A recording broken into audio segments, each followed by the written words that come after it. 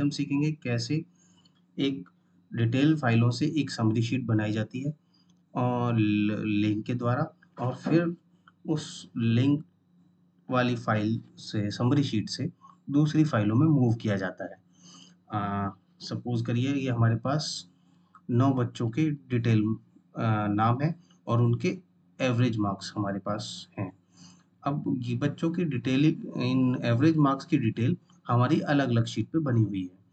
हम इस डिटेलिंग को पे जाने के लिए यूज़ करेंगे कन इक्वल टू फंक्शन के थ्रू हम एक लिंक बनाएँगे।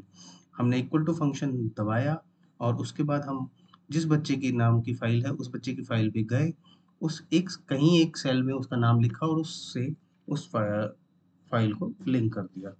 ऐसे ही हम दूसरे बच्चे के नाम को लिंक करेंगे। लिंक करते ही वहाँ पर इक्वल टू साइन से वो हमें दिखने लगेगा। जैसे ही हम समरी शीट पे जाएँगे, हम देखेंगे कि हमारे फ़ॉर्मूला बार में equal to Nitin, equal to Shaurya ऐसा दिख रहा है। इसका मतलब ये फ़ाइल शौर्य C1 कॉलम से लिंक है। अगर हम इस फ़ाइल की डिटेलिंग में जाना चाहेंगे, तो अब हमें यूज़ करना पड़ेगा control plus column. Control plus column करते ही हम उस फ़ाइल की डिटेलिंग में पहुँच जाएँगे। और देखिए जैसे ही हमने कंट्रोल प्लस कॉलम दबाया, हम उस बच्चे की डिटेलिंग में पहुँच गए। पहले बच्चे की डिटेलिंग में उसके सब्जेक्ट वाइज़ नामों की डिटेल, जिसका एवरेज हमने उस फ़ाइल में समरी शीट में दिखा रखा है, वहाँ हम पहुँच गए। ये उसकी डिटेल है और इन्हीं नंबरों का एवरेज वहाँ पर आ रहा है।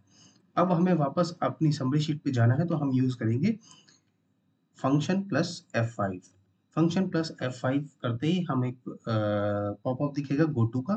गो टू पे पॉपअप दिखते ही हम जैसे ही एंटर दबाएँगे हम वापस अपनी समरी फाइल पर पहुँच जाएँगे।